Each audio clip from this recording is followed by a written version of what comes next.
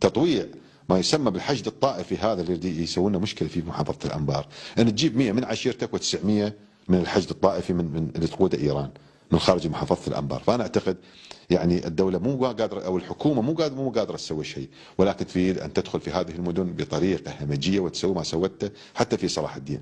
انا اعتقد اليوم تقسيم المدن، وحتى ما نحذر من هاي قضيه عمليه الفلوجه، عندما يعني قطعوا 3/4 عمليه الفلوجه بسبب والله خندق وحمايه كربلاء بهذه الطريقه. انا اعتقد هم يريدون الاستمرار بتقطيع اوصال هذه المحافظات السنيه والعبث بممتلكاتها، وهجروا ما هجروا مئات الالاف بل الملايين من اهاليها، وبالتالي انا اعتقد سيبقى الثار مستمر بيننا وبينهم. ما راح يمكن تهدي الامور بهذه الطريقه. هاتوا لي الكلب ده، هاتوني على مكتبي. حسحوا لنا نقول لكم سمعنا وأطعنا، طويلة على رقبتكم ورقبة إيران اللي إلكم وكل اللي بدعمكم بالعالم.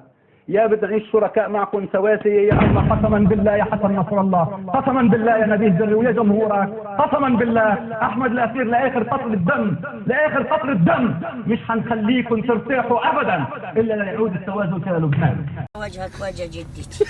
أقول إن الشيعة الروافض قبحهم الله طعنوا في عرض النبي صلى الله عليه وسلم وفي السيدة الطاهرة المبرأة أمنا عائشة رضي الله عنها، فعاقبهم الله بأن طعن في أعراضهم جميعا.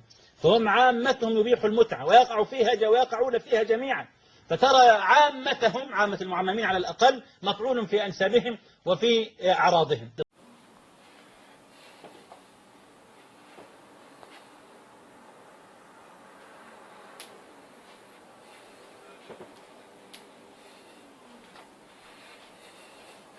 يعني شو استخدم؟ نعال؟